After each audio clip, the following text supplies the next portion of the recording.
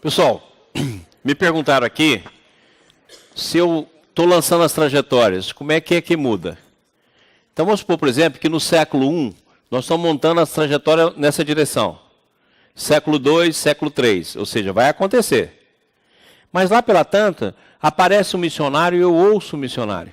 Vou te dar um exemplo que aconteceu isso. Gandhi na Índia. Todo mundo se armando para cair de cacete, vão matar inglês, vão acabar com isso, vão fazer uma revolução armada. O Gandhi foi lá, gente, calma, gente, vem cá. Todo mundo passou a ouvir Gandhi. E ele conseguiu fazer um trabalho maravilhoso e não precisou da guerra. Mas você vê, as trajetórias que existiam em termos de guerra religiosa, continuou. E mesmo apesar de Gandhi, pronto, está lá acontecendo. Né? Vou dar outro exemplo, Mandela. Que na hora que aconteceu do Mandela sair, qual a ideia que tinha? Agora vou matar branco. Vamos acabar com essa raça aqui. Certo? E ele falou, não, calma. A África para todos, vamos juntar. Vamos. E ele conseguiu evitar as trajetórias que estavam ocorrendo. Lógico que vai acontecer num tecido menor. Então, por exemplo, se eu tenho aqui no século I lançando, século II lançando, o profeta viu lá no século I, século III lançando, aí de uma hora para outra eu passo a lançar para cá, só o resultado da cá que vai ocorrer. Então vai poder ocorrer pequena guerra, pequenos processos. Mas aqui, ó, já está em outra trajetória. Deu para entender? A trajetória lá de cima não muda. Ela é onipresente. A reação da lei, conforme a movimentação do nosso tecido, é automático. A lei vai corrigindo e nos levando, mesmo que a gente não queira, vai nos levando para a unificação. Está claro? O que vai mudar é a parte de baixo. Então, olha só. O Baldi faz um estudo maravilhoso sobre isso. Olha que bacana. Eu gostaria também que vocês entendessem que é o mesmo problema que acontece no Brasil. A primeira coisa que a vida tem de colocar é a ideia. Porque a ideia plasmada, ela começa a mudar. Por isso que ela tem de escolher missionários. Que vem e coloca a ideia. Essa ideia, daqui a pouco ela começa a ter força. E aí vem pessoas que vai divulgando a ideia. E daqui a pouco vem pessoas que vão fazendo aquela ideia virar prática. Né? Um educador que veio, né? Começa a colocar uma ideia Vamos pegar Rousseau. Rousseau vai colocando uma ideia diferente, que nem ele fez com os filhos, mas colocou isso no livro. Aquela ideia vai sendo disseminada. Vem outro que completa aquela ideia. Aí depois vem um que constrói um colégio com aquela ideia. Certo? E a ideia então começa a disseminar. Então, por exemplo, o Baldi fala o seguinte. Vem a Revolução Francesa. E a Revolução Francesa falou uma coisa espetacular, né? Que é igualdade, fraternidade e liberdade. Ora, aquilo naquela época era revolucionário, porque a maioria dos países era o quê? Era monarquia. Quer dizer, o que valia era o poder do sangue. A liberdade do povo era nenhuma. Igualdade, então, nem se fala. E ele vem e gera aquela ideia. Mas aquela ideia é gerada dentro do caos. Tanto é verdade que a Revolução Francesa vai bater aonde? No terror. E na hora que ela chega no terror, o que a vida faz? Manda de novo a monarquia. Fala, gente, vocês se desorganizaram tudo. Olha os lençóis. Olha, vocês que foram levar liberdade e igualdade para todo mundo, vocês foram lá e fizeram a noite do terror, fizeram o terror, o período do terror. Ora, então só tem um jeito. Vou mandar vocês para a monarquia de novo, para depois, lá na frente, vocês retomaram o caminho. Foi lá, chamou Napoleão e falou, vem cá, manda nesse povo tudo aqui, organiza esse país. Mas, ao mesmo tempo, aquelas ideias foram lá para os Estados Unidos. E os pais da pátria americana pegam aquela ideia e transformam em democracia, transforma numa forma de governo muito maior, uma terra de possibilidades para que todos pudessem ter possibilidade, e cria um campo. Mas, ao mesmo tempo, deixa o racismo correr solto. Está claro? Aí, fazia 2000 anos que Jesus estava falando, gente, vamos dividir as coisas, vamos ser fraterno com o outro, para que a gente possa fazer igualdade com todos. Não adiantou. O que ele foi? Pegou a Rússia, Pegou Marx para dar ideia, pegou Lenin para divulgar, pegou Stalin para matar. Falou, vai lá, povo, cria um regime que é o seguinte, todo mundo igual. Eles foram lá e criaram esse regime. E aí, lógico, depois que cria tem imperialismo, vai querer levar isso para os outros países. Você viu o imperialismo soviético, tá claro? Mas o que aconteceu? Não conseguiu o domínio, mas criou em nós uma visão que todos nós hoje defendemos, justiça social. A ideia não foi implantada como eles queriam, não foi implantada, mas implantou no nosso psiquismo uma coisa fundamental de justiça social. E hoje a gente já fala isso como se fosse uma coisa natural. Cara, que isso? Tem que ter justiça social. Então agora nós estamos no mesmo movimento. Agora está faltando a fraternidade, não é? Igualdade, liberdade e fraternidade. Essa fraternidade, quem tem de criar é o Brasil. A fraternidade entre os povos. Foi por isso que o Cristo nunca permitiu ter uma guerra. Só teve uma guerra do Paraguai, e assim mesmo Dom Pedro II pagou caro que foi para o exílio. Fez com que todos os povos viessem para cá. É igual todo mundo fala, né? O Brasil é um país gozado, ele tem uma igreja aqui, um terreiro de macumba lá, uma igreja evangélica, uma sinagoga e uma mesquita junto. Quer dizer, não, para que brigar? Tá claro? Ou seja, criou um povo que tem a possibilidade disso. Mas hoje nós estamos vivendo o mesmo caos da União Soviética e o mesmo caos da Revolução Francesa. Então, para a fraternidade, não dá para jogar só uma ideia, porque a ideia já está jogada. Nós temos de fazê-la. E justamente no caos que surgiu a Revolução Francesa. No caos que surgiu a Revolução Russa. No caos que surgiu a Revolução Tecnológica. Foi a partir da Segunda Guerra Mundial que nós temos o maior avanço dessa revolução. E agora nós estamos vivendo o caos no nosso país. Mas está entregue, gente. Vamos fazer ou não vamos fazer? Se o mundo entrar em caos, cabe a nossa pátria abrir os braços, como o Baldi fala.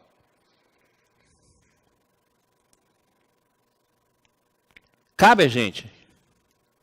Então esse é o nosso papel. E aí, se nós fizermos esse papel, nós vamos ter aceito o convite do Cristo para nós. Coração do mundo, pátria do Evangelho. Se nós não quisermos esse papel, algum outro irá fazê-lo. Vai demorar um tempo maior ou menor, mas você viu aqui que conforme o lençol, não importa o tempo maior ou menor, porque vai cedo ou mais tarde aquilo chega. Mas agora está faltando a última palavra da Revolução Francesa que ainda não concretizou. E dos povos existentes no mundo, igual o Baldi fala, não, tem muito povo bom no mundo. Mas o Brasil que tem todas as qualidades para fazer isso. Porque ele já foi criado desde o início miscigenado.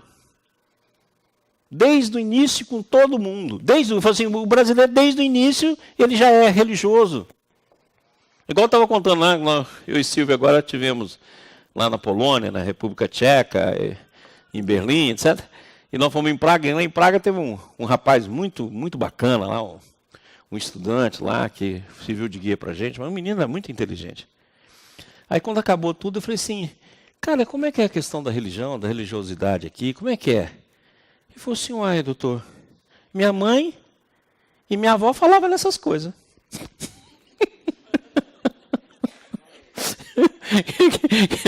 Minha mãe e minha avó falavam nisso, mas não sei muito nada disso não. Então, é exatamente isso, o brasileiro nunca.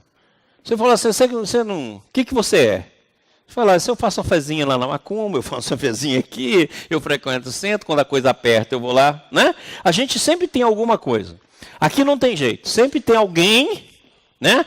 Você tem, é igual ateu, né? Eu tenho um tio que é ateu em todos os níveis. Aí a filha dela teve uma meningite. Falou, Maurício, reza pra gente.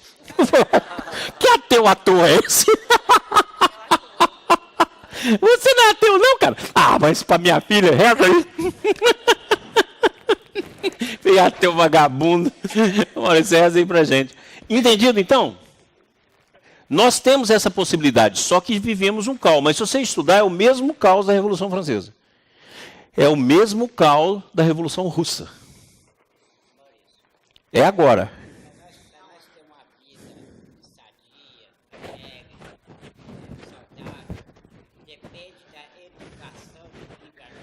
Depende, meu Deus.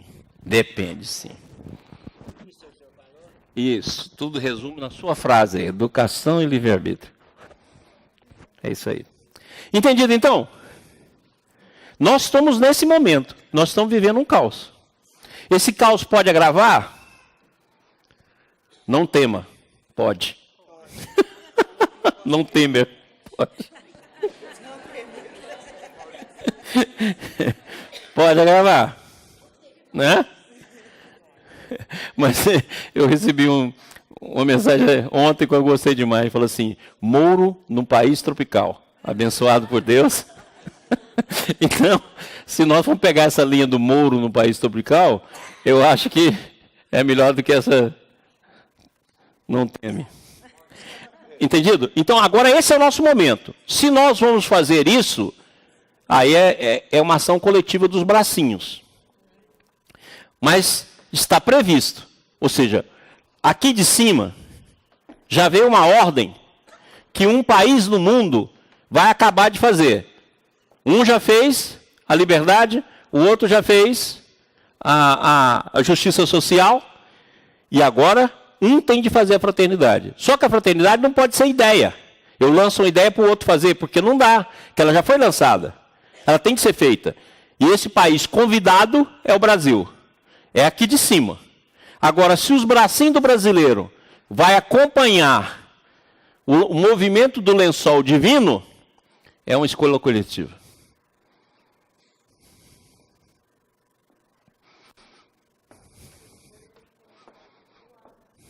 É individual, por isso que a gente tem que ter essa consciência. É individual, mas que a gente tem a chance de fazê-lo, tem.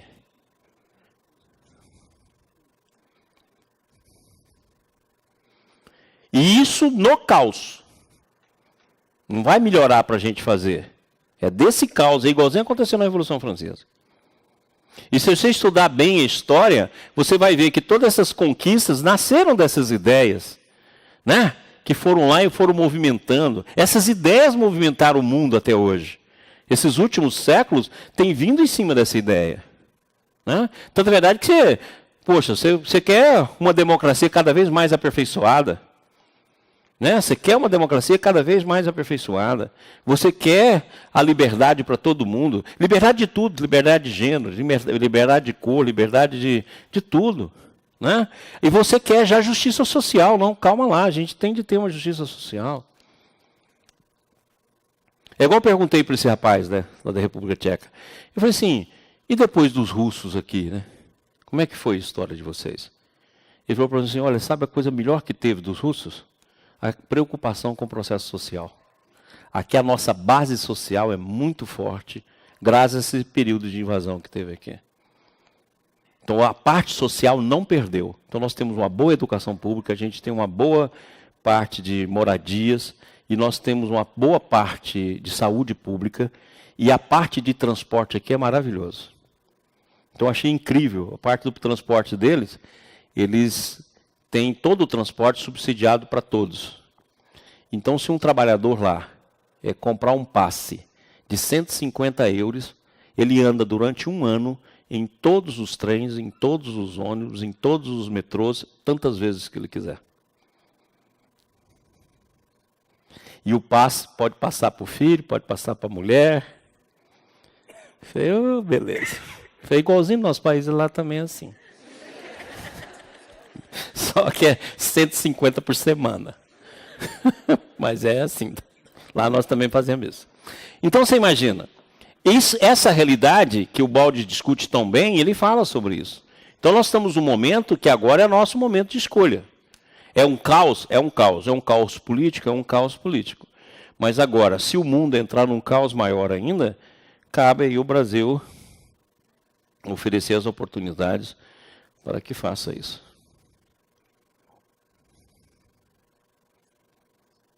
E você vê, países muito mais complicados que nós estão fazendo. Você vê lá a Alemanha. assimilou lá 1 milhão de refugiados. Você vê a Itália que está começando a falar agora, mas a Itália está recolhendo as pessoas lá do mar. Está começando a falar agora em mudar esse procedimento. Mas, poxa, é eles que estão recebendo lá desde o início. E nós aqui até agora nada.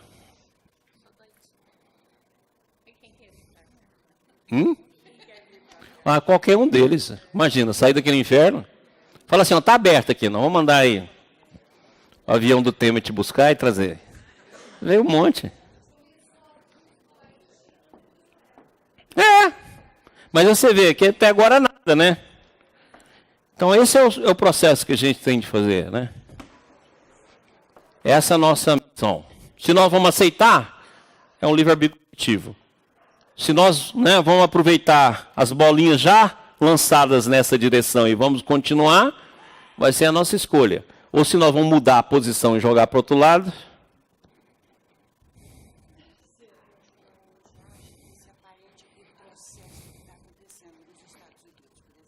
Eu não acho que é retrocesso. Eu estava falando isso, eu acho que o Trump é o que eles merecem.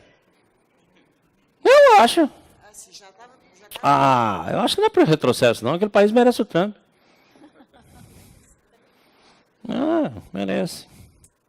Eu acho que tem o que eles merecem. Aquilo ali é a lei de causa e efeito. Tá ótimo, fica lá. Não é isso? Oi. Qual que é a abordagem que você vai usar para falar dos fins dos tempos? Você vai considerar o fim dos tempos como sendo a volta ao sistema? Ou você vai considerar a transição planetária? Transição planetária. É a expiação em prova para o mundo de regeneração. Tá bom? Que não deixa de ser um ciclo menor dessa volta maior. Oi? Lá no início você falou a questão moral, o objetivo sempre da profecia é moral. buscar uma transformação moral. Aí você citou alguma coisa assim como transformar-se individualmente, moralmente, para não ser arrastado. Como que o indivíduo pode deixar de ser arrastado por essa onda que vai atingir a coletividade inteira? Eu acabei de dar 2 exemplos. Existia na África um arrastamento total por vingança pela maioria negra. Mas aqueles indivíduos lá que se destacaram, eles não eram os enviados, digamos assim? Não existe enviado. Todos nós somos enviados. Eu digo assim, eles já nasceram... Não. Você vê que em determinado momento Mandela queria luta armada. Então ele fazia parte... Eu não sei se você já leu a biografia de Mandela. Em determinado momento, ele desejou a luta armada. Foi igualzinho Ciro Arambino também. Ciro Arambino, quando foi preso lá na Índia, ele desejava a luta armada. Aí, em determinado momento, ele teve um êxtase e falou, gente, que fora é que eu estou dando? Vem cá, não é assim não. Ou seja, você não lembra São Francisco de Assis? Querendo se alistar para lutar, para defender? Né? Foi lá se alistar, pegar, e o sonho dele qual que era? Seguir o cara, ser cavaleiro. Aí ele teve lá aquela visão, e o Senhor falou, Chico, você ficou doido? Ô Senhor, estou meio louco mesmo. Né? O Maomé teve a mesma chance, né? Ela teve a mesma chance, né? O anjo Gabriel falou, ele foi lá, fez a revelação, fez isso, mas de uma hora para outra, aquele poder todo. Igualzinho Davi, né? Você vê Davi, tem um monte de revelação maravilhosa daquela. Na hora que viu a mulher, você vê que a mulher sempre é o problema. Viu a boazilda lá? Falou, vamos mandar matar o marido dela. Só foi ver a mulher, a cabeça mudou toda. Meu filho, e o sal, meu Senhor, não, tem uma com a mulher lá. Aquela mulher mexeu com ele. Aí o cara faz um erro daquele. Entendeu? Então, na verdade, nós estamos nesse momento, nesse exato momento, de tomar as rédeas na nossa mão aí e fazer essa transformação. Mas dentro dessa visão que nós temos de fazer, né? Dentro da visão pacífica, que é muito mais difícil. É dificílimo. Né? Fala muitos chamados, por que não são todos chamados? Todos são chamados. Porque a frase fala Olha, muito caos. A russa, caos. Agora falta nós. E eu falo que é interessante, né? Você pega que a França, isso eu já falei aqui com vocês, mas eu acho isso muito interessante. A França foi lá e deu para os Estados Unidos a Estátua da Liberdade. E deu para o Brasil o Cristo. Não é interessante isso? Esse simbologismo, né? Fez só falta saber o martelo e a foice se eles se deram lá também ou não. Mas você vê, é incrível isso, né? A pátria que foi fazer a experiência da liberdade lá recebeu a Estátua da Liberdade. E nós recebemos o Cristo Redentor. À toa, né? Não é legal?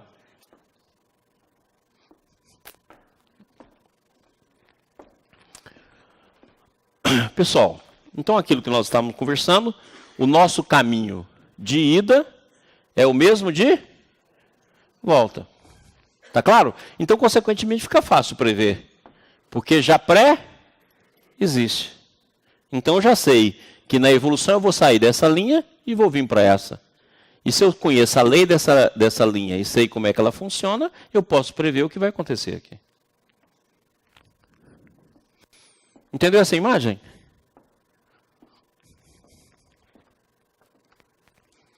Deu, gente?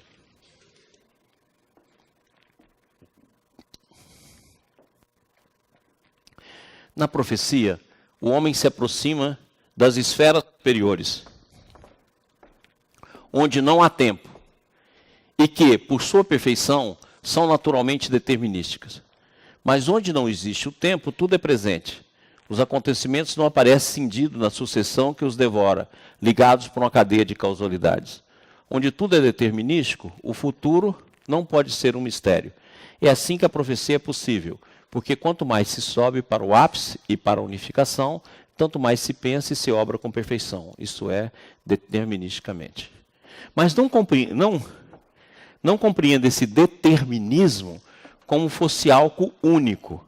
Entenda esse determinismo como a plena liberdade. Ok? E não entenda o tempo como referência do não tempo ou da eternidade que a gente está falando. Porque uma linha de tempo maior domina a linha de tempo menor.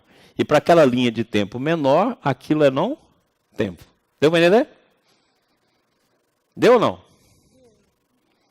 Deu, né? Então vamos pegar aqui um lençol. E esse lençol, debaixo dele, duas fronhas.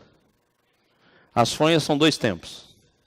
E o lençol de cima é um tempo que engloba os dois tempos. Isso eu chamo de linha do tempo. Deu para entender?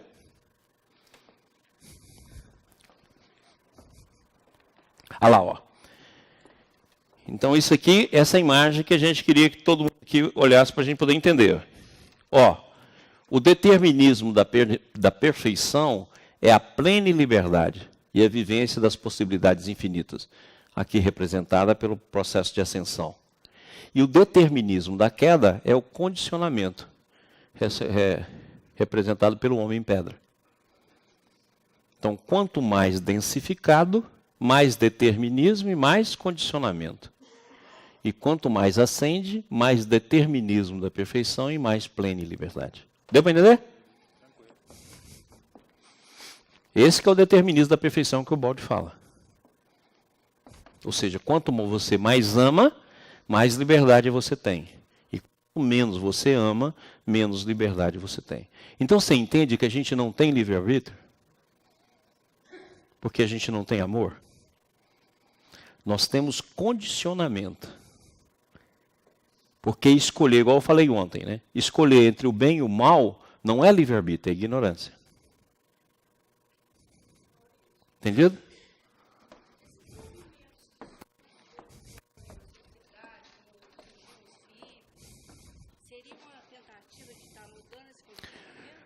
Não seria uma tentativa do próprio campo histórico e das próprias pessoas de sair daquele condicionamento. Mas o duro é o seguinte, igual o movimento hippie, né?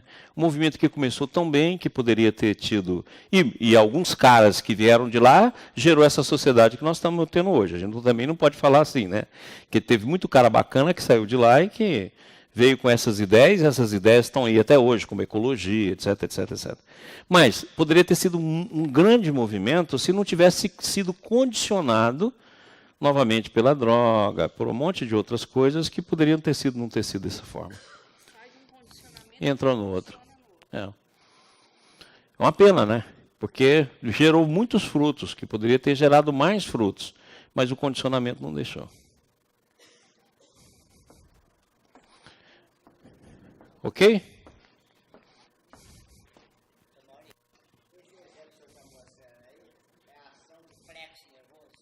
Não. Esse aqui está mostrando, ninguém, a maneira como a gente se materializa. Isso daqui é os chakras. E está mostrando a evolução, né? O espírito como luz e mostrando a evolução em espiral. Lá, tá vendo? Ó? Vai explodir, ó. Viu? Explodiu lá. É isso, bateu uma foto sua. Aquilo ali está batendo foto. Entendeu? Você viu lá? Vai bater de novo. Ó. Quer ver? Repara. Pode sorrir aí que vai bater a foto. Estou te falando.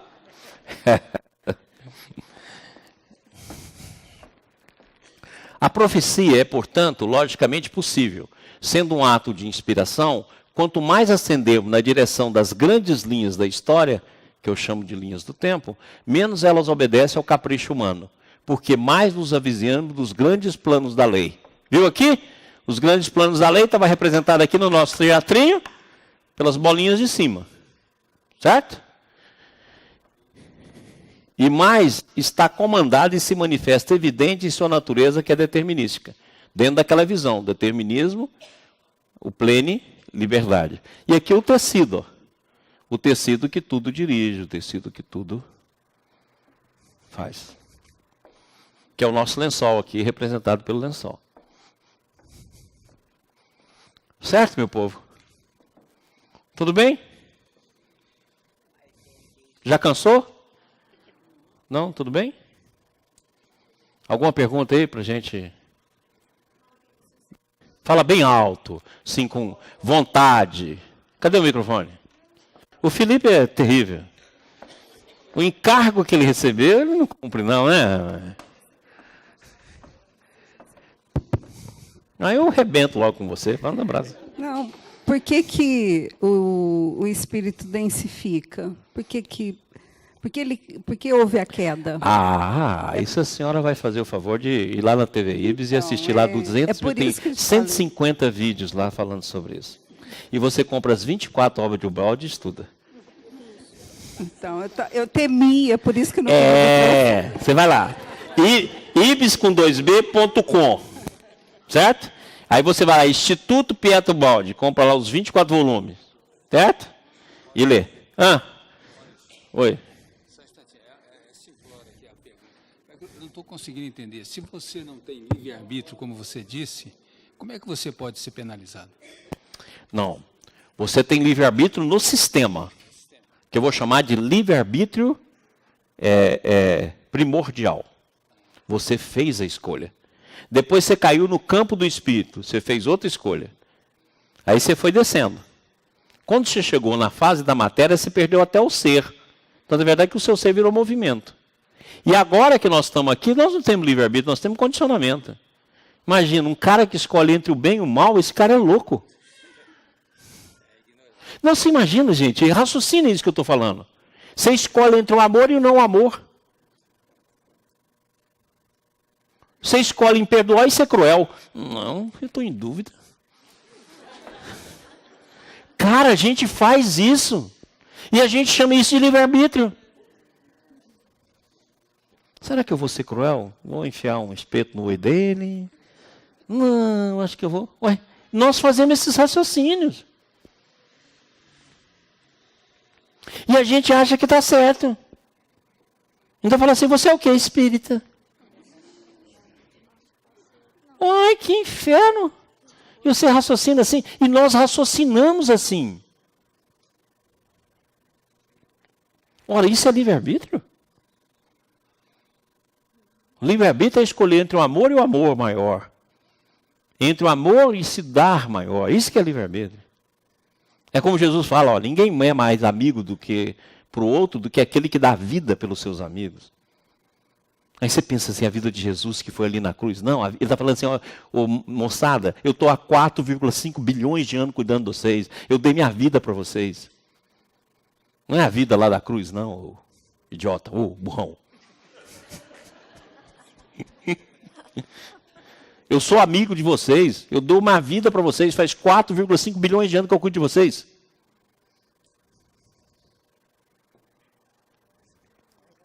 Jesus só reclamou da gente uma vez.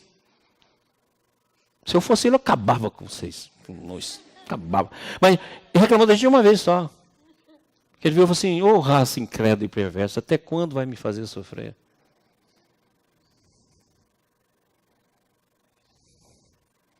Você é um povo desgramado, eu vou matar vocês tudo, mandar vocês tudo para o inferno. Mas ainda bem, né? Agora você imagina, e a gente pega essas frases e fala para Jesus dá na cruz, deu a vida para nós. E nós somos preguiçosos ainda, Jesus lavou os nossos pecados. Ah, para o inferno, rapaz, a responsabilidade é sua. É propriedade de Jesus. Então me dá aqui para a gente dar ali para os pobres. Então eu não fui expulso de lugar nenhum, nem caí de lugar nenhum. Eu escolhi o caminho diferente. Isso, até que enfim. Você falou uma coisa inteligente. Você escolheu um caminho. Então, na verdade, a queda não foi autoexpulsão. E a queda foi uma escolha consciente de um caminho que eu quis trilhar. E aí eu criei um universo que é esse que eu estou. Eu e você fizemos essa porcaria. Eu, você, todos nós. E agora nós temos de voltar, recuperar isso e acabar o caminho de volta. Eles falam assim, Deus, como é que eu faço o caminho de volta? Não, vou mandar para você, vou mandar um salvador, vou mandar um emissário. Aí ele foi mandando. Mandou trompa, não, mas eu estou esperando Jesus vir. Isso. Entendeu? Nós criamos um universo, nós queremos criar esse universo. Estamos presos nele.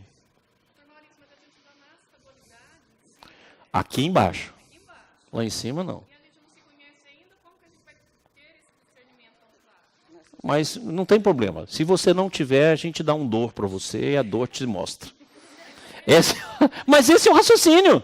Olha, eu tenho chance de buscar o conhecimento, o autoconhecimento, eu tenho essa chance. Não quero. Aí Jesus fala assim, não, espera um pouquinho, que daqui a pouco chega a senhora dor. É isso. Aí a dor vai chegando e vai apertando o cocochete. Aí até que um dia você fala, meu Deus, chega. Você acha que a gente está mudando por quê? Porque nós perdemos todo o poder. Porque se a gente tivesse poder, a gente estava mandando. É aquilo que eu falo, né? Onde tiver 2 ou mais reunidos, aí eu mandarei. É assim que a gente raciocina. Né? Assim que nós raciocinamos. Então, na medida em que nós perdemos o poder, perdemos o dinheiro. Tem aqui alguém muito rico aqui ainda? Porque espírita rico é uma falência. Porque é só ser rico. Se for eu estou para a doutrina espírita, fica pobre. Certo? Então, não tem. Perdemos poder, perdemos riqueza. Né? Os amorzinhos que a gente tem, os tchãozinhos que a gente tem, cuida porque você não vai achar outro. Mas se você desprezar o tchãozinho, você vai ficar sozinho. Não tem muita liberdade nesse campo. Então, o que acontece conosco? Já sofremos o que tinha de sofrer. Agora, falou, pelo amor de Deus, aprende alguma coisa do Evangelho. Então, nós estamos aqui de tanta porrada. É igual o Espírito falar para mim, por que minha vida é tão difícil assim, tão cheia de coisas, tão cheia de compromisso? Eu falei, meu filho, você já errou tanto que você vai fazendo aí. Quando você morrer, a gente faz uma média para ver quanto é que você abateu. Se der, Deus, melhora um pouquinho, se não der, paciência. É isso aqui, vamos ver se abate. Primeira parte, senhor. 6 atributos de Deus, dito por Allan Kardec e dito por seu espírito, né? 6? É, 6. Não, ninguém, isso eu não manjo, não. Vou citar eles. Deus é eterno. Deus é imutável. Deus é imaterial. Deus é único. Deus é todo-poderoso. Deus é soberanamente justo e bom. Simplifica a primeira parte? Simplifica. Só falta a segunda agora. Você é um capeta. Você não presta. Que somos nós. A primeira parte foi ótima. A segunda parte pode deixar que eu falo. Eu não presto mesmo. Então, essa é de Deus, você foi 10, viu, Niguinho? Entendeu aqui então, pessoal? Então agora livre-arbítrio e profecia. Pessoal, olha aqui, ó. Esse gráfico aqui é um gráfico que nós fizemos até pela Rustem. O balde representa essa linha aqui, ó, W1, como a linha do sistema. Então acima daqui é o sistema. O ponto X era o único ponto no sistema que tinha a possibilidade da consciência da matéria e da energia. Era o único ponto. E esse é o ponto que a gente escolheu. Aí, houve uma queda. E a queda chega ao ponto máximo de redução ou de contração, que está representado no ponto Y. Dentro de uma linha Z1, que é a representação do antissistema no seu ponto mais profundo. Isso aqui tudo representando o triângulo da queda. Aí, Deus nos deu a oportunidade de retorno.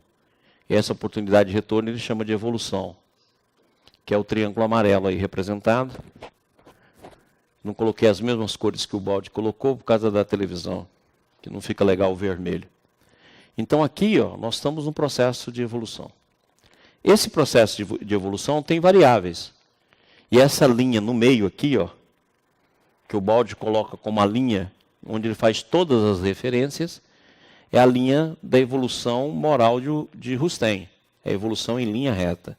Então, quando você vê o Rustem falando sobre evolução em linha reta, é essa linha aí do triângulo de Ubaldi. Quer dizer, essa visão de Ubaldi contempla todos os processos evolutivos. Certo? Então, você pode fazer a evolução aqui, ó. Essa evolução aqui é evolução em dois mundos, que Kardec explica. Está claro? Que está representado aqui no triângulo amarelo e a gente pode representar no branco, que é a mesma coisa. Então aqui, ó, é a evolução que nós estamos, que já teve a segunda queda e que já teve a queda planetária e que nós estamos evoluindo em dois mundos. Essa daqui, ó, é a evolução que vai animal, vegetal, homem, e no homem veio de novo a expansão do livre-arbítrio e você evolui em linha reta. É que Rustem explica. Você vê que está no gráfico de Ubaldi. E aqui está a evolução que Kardec explica, André Luiz explica, que é a evolução em dois mundos. Certo? Aqui, ó, está a evolução em linha reta. Só um instantinho. Aqui está a evolução em linha reta. E aqui estão os vários tipos de queda. A pequena queda e o retorno. A queda maior e o retorno. A queda maior e o retorno. E a grande queda. E a gente cai em mundo de expiação e prova. No mundo de expiação e prova, a gente recomeça o processo evolutivo, agora a evolução em dois mundos. E a partir daí, nós voltamos. E é por isso que é dois mundos. O tracejado é o mundo espiritual. A linha amarela é o mundo físico. Tudo isso se dá em ciclos, que são os grandes ciclos da história. E nós vamos evoluindo aqui. Então nós somos os espíritos que estamos aqui, ó.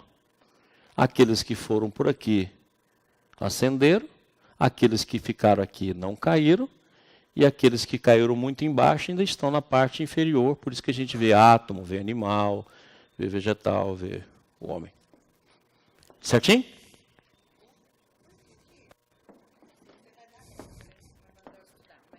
Eu mando mesmo, eu sou mal educado.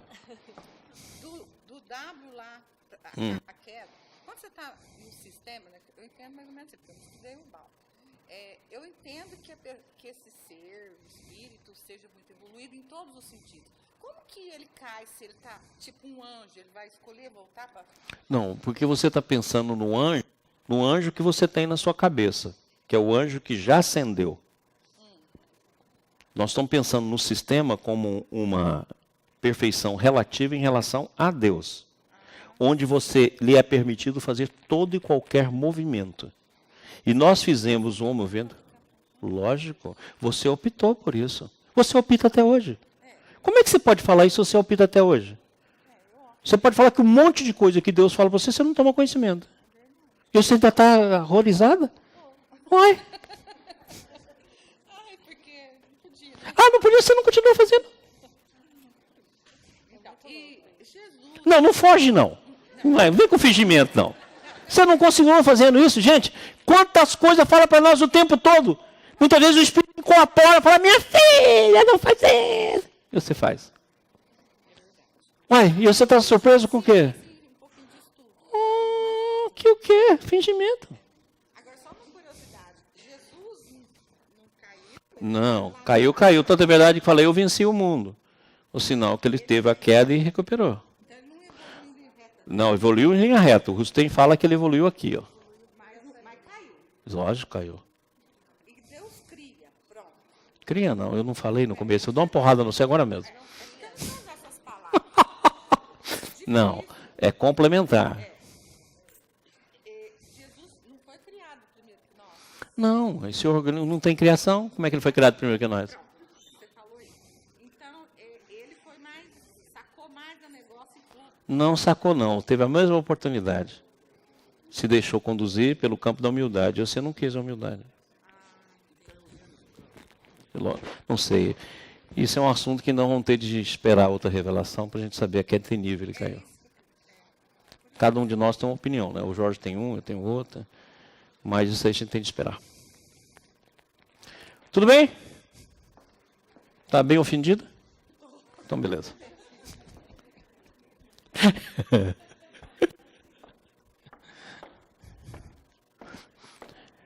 A liberdade de escolha só pode existir no estado de imperfeição e ignorância. Olha isso aqui como é que é bacana. Como é humano. Ao passo que nos planos superiores de perfeição e sabedoria, essa incerteza de oscilações em busca do melhor caminho torna-se absurdo e não tem mais razão de existir. Dado que o melhor já é conhecido e, portanto, alcançado imediatamente, não havendo mais a necessidade de experiências para evolver. Há dois mundos opostos, o relativo e o absoluto. O primeiro incerto e, portanto, oscilante, em que não se pode prever o amanhã. O segundo perfeito e, portanto, determinístico, em que tudo é sempre visível e previsível. Visível e previsível por quê? Porque é uma plena liberdade de infinitas possibilidades. Então, dentro do nosso mundo, esse tipo de escolha é nada mais, nada menos do que ignorância. Então, o nosso livre-arbítrio só faz isso aí, ó, gente, ó, oscila. Por isso que hora a gente está aqui que a gente chama de bem, hora a gente está lá que se chama de mal, mas tudo não passa de uma oscilação. Deixar-se conduzir por essa grande alma. Ah, que seria jogada. Essa que seria jogada. Isso é tão difícil, né? Mas essa seria a jogada, né? Deixar-se conduzir. E se você deixar e vai saindo dessa mente mecânica, a vida vai soprando os caminhos a ser escolhidos. É uma pena, né? Mas é aquilo que o Bert fala, principalmente nesse último livro, né? O amor do Espírito. Entendido, então? Agora, olha que bacana. Essa imagem, gente, essa imagem é muito bacana. Entendeu os lençóis? Entendeu a mão divina? Coloque isso aí como a mão divina. Ou seja, para todas as ações humanas, tem uma ação divina que complementa, empurra, chama e acaba conduzindo para onde quer. Certinho? Quanto mais inspirado é o profeta, melhor poderá perceber as linhas da história, a natureza e os movimentos da grande onda que carrega homens e acontecimentos. A liberdade do indivíduo é uma oscilação menor. Que permanece é sentida por ele como livre-arbítrio. E de fato é. Porém, na multidão desaparece para dar lugar a uma lei diferente, maior, universal, de síntese. Lei que o indivíduo, imerso na análise e no pormenor, vendo apenas a si mesmo, não percebe, mas que o profeta, com os olhos de longo alcance, vê, podendo dessa forma prever os acontecimentos. O indivíduo vai estar naquela oscilação, ele só vê a si mesmo, porque nós somos egocêntricos. E o profeta vai ver o movimento de massa. Aí ele pergunta, mas como é que é assim? Vamos lá para mais um raciocínio. Embora muitas vezes nada saibam os chefes, acerca do pensamento de Deus, nem por isso o seu pensamento invisível, inacessível, envolvido, rebelde e destruidor, deixa de guiar tudo, até a ação deletéria destes para os fins construtivos do bem. Ou seja, conduz tudo. Lembra do lençol? Se eu faço uma ação altamente deletéria, como foi, por exemplo, o nazismo e a Segunda Guerra Mundial, né? Não é só o nazismo e a Segunda Guerra Mundial. Automaticamente, a vida faz a correção desse processo e usa a ação deletéria para uma ação construtiva. E qual foi a primeira visão que a Europa teve? Cara, se nós permanecermos cada um no seu canto, quem vai nos invadir vai ser os Estados Unidos e a Rússia. Então, uniram por interesse secundário, mas uniu.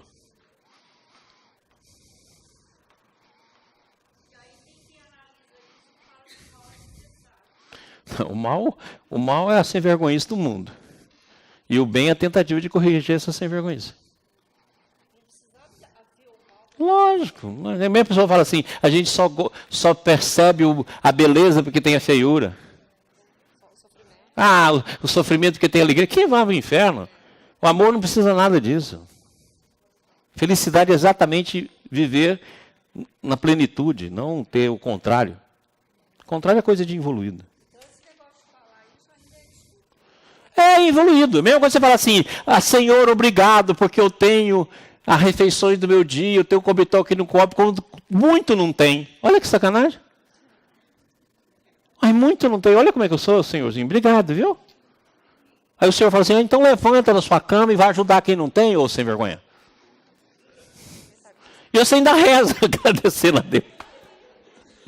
Não é assim? Você ainda reza. Senhor, muito obrigado, porque eu tenho minha casa, enquanto tantos moram na rua. Aí o Senhor ouve essa prece e fala, meu filho, levanta e vai ajudar quem está na rua. Não agradece porque você tem, não, vai ajudar. Mas assim que é assim. É igual que fala aquele negócio do goleiro, né? Graças a Deus, Deus me iluminou e eu marquei um gol. E o goleiro? Ah, Deus me ajudou, você o goleiro está lascado. Graças a Deus, você fez o gol. Ah, graças a Deus, Deus me iluminou, eu fiz o gol. Ah, então coitado do goleiro. E aí, goleiro, como é que você levou o gol? Ah, Deus me faltou.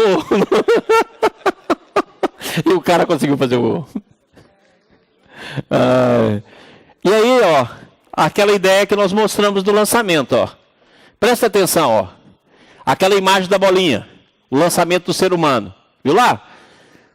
Na hora que sai, você já sabe onde vai chegar. Olha, nem saiu ainda, ó. Tá aqui. Ó. Mas você sabe que vai chegar? Entendeu? Se eu ver uma força igual e contrária nesse ponto aqui, ó, eu posso mudar a trajetória. Mas tem de ser uma força coletiva de igual teor.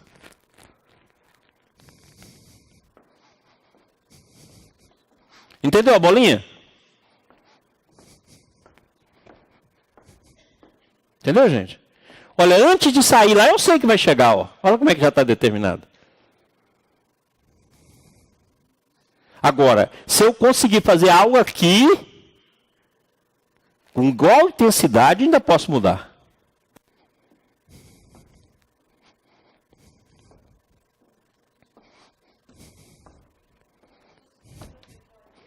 Devia. Aí pode acontecer uma trajetória diferente do que está no quadro aí. Diminuir o impacto. Isso. E a nossa oportunidade. É o que aconteceu lá em Nínive. Os caras ouviram o Jonas, pronto, não aconteceu. E foi todo mundo, até o rei, né? Vai lá a história de Jonas, que é tão bacana.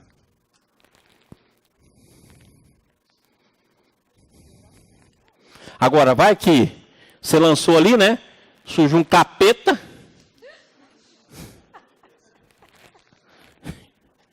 Né? Pode piorar mais ainda. Então, qual é o exemplo histórico que a gente tem disso aí? Olha a Venezuela. Olha o Brasil. Fala, gente, cada hora que troca fica pior. Quando o Gandhi diz assim, que um único ato de amor neutraliza milhões de outros. É isso aí. Entendido lá?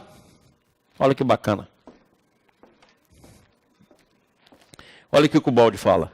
A liberdade de cada homem pode comparar-se à de peixes em movimento nas águas de um rio. Quando pudermos conhecer o caminho do rio, o que responde às leis simples, saberemos também o caminho obrigatório de todos os peixes livres que estão lá dentro. Então, quanto mais nos afastamos do pormenor e de uma visão analítica das coisas, ou seja, quanto mais concebemos por síntese, que é o processo da intuição, tanto mais nos aproximaremos do determinismo da lei. Mas se eu tenho um rio, sei onde ele deságua, sei o caminho que ele vai percorrer, igual eu falei das estradas, eu citei aqui o exemplo de São Paulo Franca. Então dá para mim prever onde o cardume vai passar. Não dá para mim prever onde um peixe vai passar. O peixe é muito mais difícil.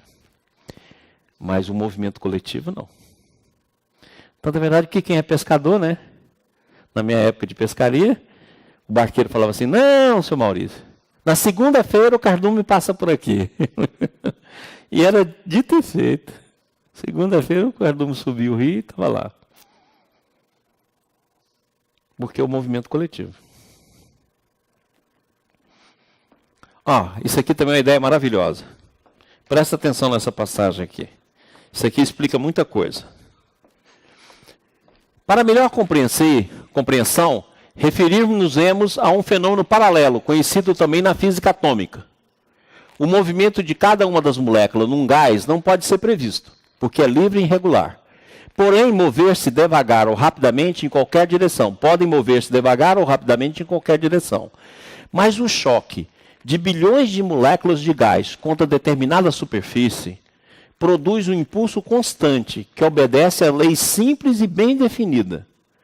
No universo dirigido por uma lei única e unitária, é lógico que ocorra o mesmo, coisa com os seres vivos.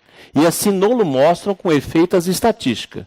As ações de cada homem são livres e irregulares, e, portanto, não podem ser previstas. Mas a conduta de grande número deles, por longo período de tempo, representa um fenômeno de massa, completamente diferente, que obedece às leis bem definidas, portanto, pode ser conhecida antecipadamente, desde que conheçamos aquelas leis. Não fora isso verdade, ao menos com certa aproximação, e não poderiam existir e funcionar as companhias de seguro. Então, as companhias de seguro funcionam como? Na média.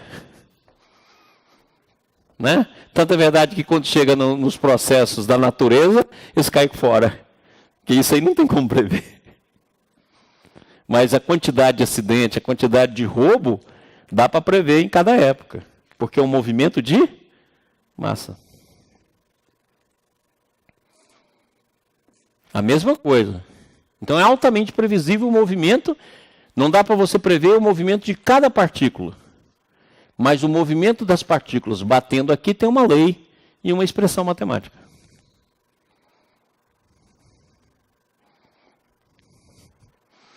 Então, em relação ao indivíduo, a previsão é dificílima.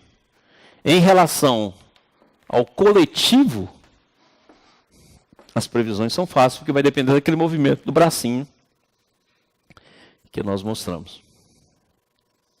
Para você, a salvação é a volta ao sistema ou a salvação é ser escolhido para o mundo de regeneração? Não, amigo. Você não vai ser escolhido, você se auto-escolhe. E a salvação é os dois princípios. A salvação menor é a saída do mundo de expiação e prova para o mundo de regeneração. A salvação maior é o final da evolução e o retorno ao sistema. Mas isso tudo é uma escolha individual. Ninguém vai te escolher, é auto-escolha. Não, Jesus deixou claro, os mansos herdarão a terra. Você é manso? Não, não foge não. Você falou que a minha escolha... Mas é um trabalho individual. Não, eu estou falando que chamar de livre-arbítrio, escolher entre o bem e o mal, não é livre-arbítrio. É escolha, é condicionamento. Mas você tem a chance de se tornar manso. Se você for manso, você fica. Se não for, você vai. Até logo.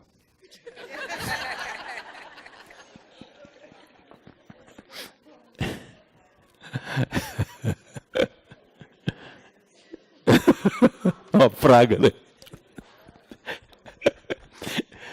Há conceitos e atitudes psicológicas que aceitamos como axiomáticos, porque eles são naturais em nós.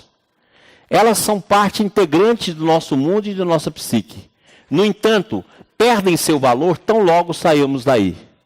Em outros termos, os conceitos do relativo, segundo os quais está plasmado nossa atual mente e natureza, não valem mais no reino do absoluto. Este, por sua vez, pelo fato de ser perfeito, só pode ser, portanto, determinístico.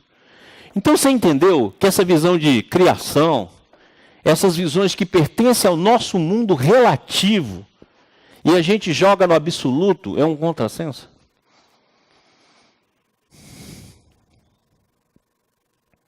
Por isso que a gente assusta com profecia. Porque a profecia é uma lei de síntese, de maioria, e dentro daquela visão toda que nós mostramos aqui do lençol, do lançamento e da coisa superior. E a nossa visão é uma oscilação só, que é o nosso poder de livre-arbítrio de escolha. Então a gente pega essa oscilação e joga ela como se fosse a lei que rege tudo. Não, é a lei, a menor de todas as leis. Agora mesmo cheguei. A menor de todas as leis, que é a lei da oscilação individual. Ela é mínima. E a gente pega essa lei e joga na lei maior. Não tem sentido. Pensemos na relatividade da nossa posição à escolha da evolução intelectual dos seres e como nosso maior gênio representa a redução de dimensão, um meio denso e material em relação às fases mais evolutivas e espirituais. Já nos espantam a instantaneidade do pensamento e a profecia que domina o futuro. E essas são apenas as primeiras vitórias sobre a dimensão temporal. A ciência, produto da psique humana, não pode possuir os meios de observação do que supera a capacidade da própria psique. Então, você vê que a profecia é um superamento daqueles que estão na frente da evolução em termos de percepção. Nós estamos aqui embaixo.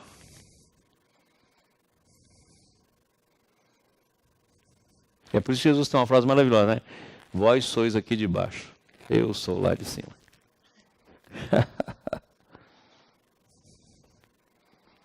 Certinho? Aí, à noite a gente fala sobre uma única substância. Certinho? Pessoal, alguma pergunta? Muitas? Guarde-as e vai estudar.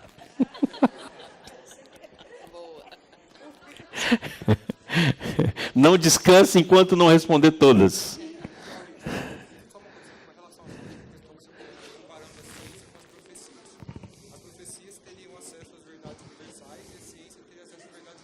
Relativo. Não. A mesma profecia é relativa. Só com um relativo mais amplo. Uhum. Quem que você, na sua opinião, quem que gera mais soluções para o mundo? Seria a ciência? A ciência gerou tecnologia. O pensamento humano de uma forma geral. Não, eu acho assim que ela é completo. Se nós tivéssemos na ciência dirigindo as nossas pesquisas. E a filosofia também? Se nós tivéssemos a filosofia dirigindo o campo das nossas buscas interiores.